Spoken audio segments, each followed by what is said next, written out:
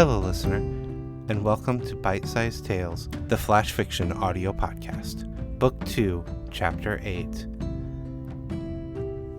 In this week's finale of A Halloween Haunting, Death Comes Calling.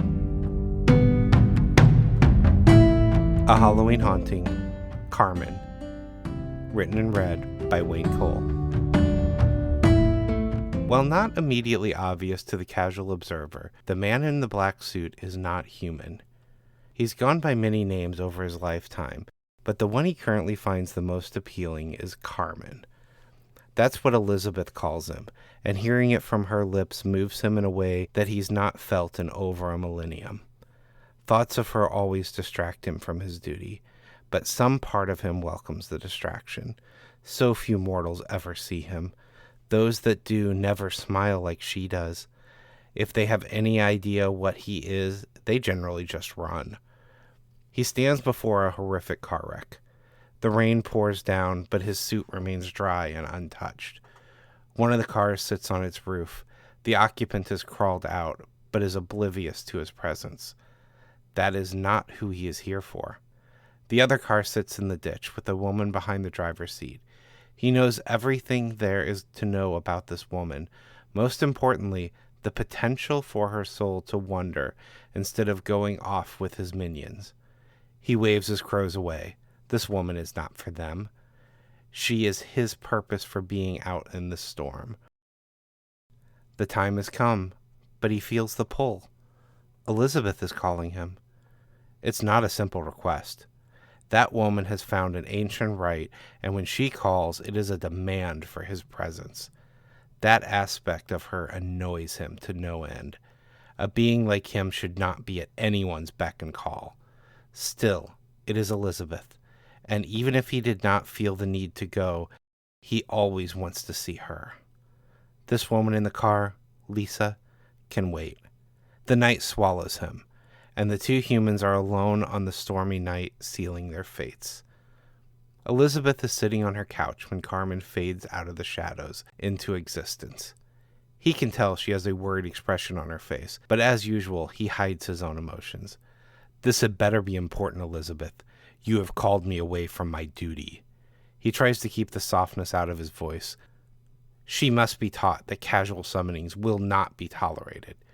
Too much is at stake if he does not perform his duties. It is. You might want to sit down for this. She pats a spot on the couch next to her. In his mind, he weighs his options.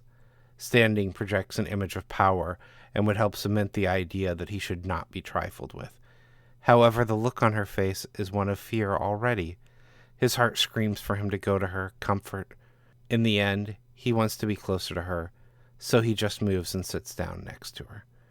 He can smell the shampoo she uses, feel the warmth of her body heat, hear the beating of her heart. His senses are always good, but around her, they feel more alive. Then his eyes see a thin plastic item in her hand, about the size of a pencil. I'm pregnant. Dark thoughts race through his head. Who is this mortal that she's been with when she should belong to him? His mind goes through hundreds of ways to torture the person in the blink of an eye. It's easier to focus on the rage than it is to admit the pain that grows in his chest. This is why he should not allow himself to get attached. He's got too much power to be compromised. Just when the rage feels like it cannot be held back any further, he feels her hand on his, and it subsides. She always has a calming effect on him. I know that look.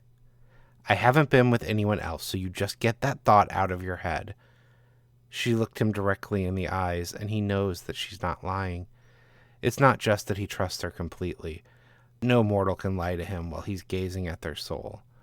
He's going to be a father again.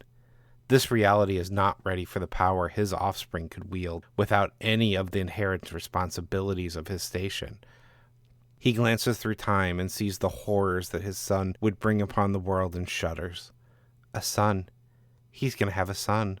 But his job will keep him away. He cannot be a true father. Carmen touches her stomach, and a darkness covers his hand. What are you doing? There's a panic in her voice, and she pulls back from him. She does not trust him. and that knowledge brings him pain. Any child of mine has the potential for great power. This would bring him pain and deny him a normal life. I am granting you and him a gift. His powers will be sealed, and he will never know of what he could have been. He? It's a boy? Yes. There is more. I am truly sorry, but I cannot be a parent for this child. Being around me will weaken the seal. Though I love you, and I will love him, I can never know my son. You must raise Benjamin on your own. Now you're naming him too? I could hear the anger in her voice and see the outrage on her face. No, that is the name you will choose, after your father, I believe. Though, now you will always wonder if you would have chosen it had I not said anything. After a long night's conversation and one last night of sleeping with her in his arms, Carmen leaves. The years pass by like minutes for him. He's seen her only a few more times. Then the familiar pull comes again. He finds himself standing in a little girl's bedroom. Elizabeth is there, and though she's aged to him, she looks just as beautiful. He's ordered his minions to let her remain after her passing. His eyes meet the little girl for the first time. He sees himself in her. Not just the eyes, but she has a much diluted form of his power. She can see both him and Elizabeth. You call, and I am here to answer. He looked down and smiled at his granddaughter. Why, hello there, little miss. I don't believe we've met. I'm Kathy. Who are you? Oh, I'm just a friend of your grandmother's, and now I suppose I'm a friend of yours. So what can I do for my new friend? The scary woman is here, and she needs to stop coming here. He turned to look towards the living room. He could feel a soul he had forgotten about. Lisa had been wondering for far too long. Ah, I see. She just ran off into the night. Don't worry, though. I'll take care of her. He looked to Elizabeth. Since their parting, she had been tasked with finding these types of wandering souls for him. It was not a job she was particularly good at, but an excuse to see her, though he would never admit that.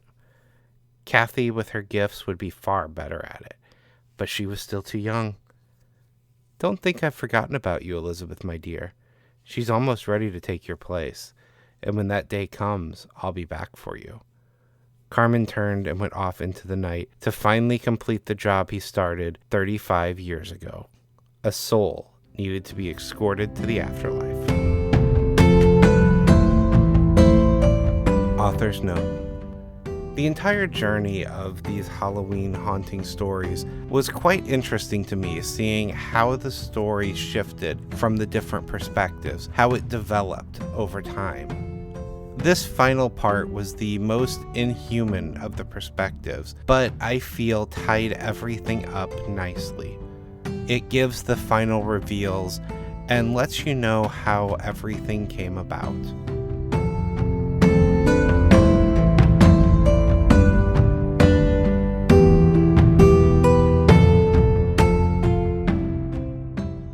This chapter of Bite-Sized Tales has been brought to you under a Creative Commons Attribution, Non-Commercial, No Derivatives, 4.0 International License. Intro and outro music is Fantasy Motion by Alexander Nakarada, provided under a Creative Commons 4.0 license.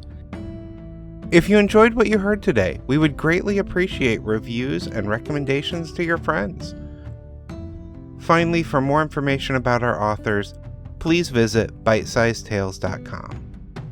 We look forward to reading to you next time.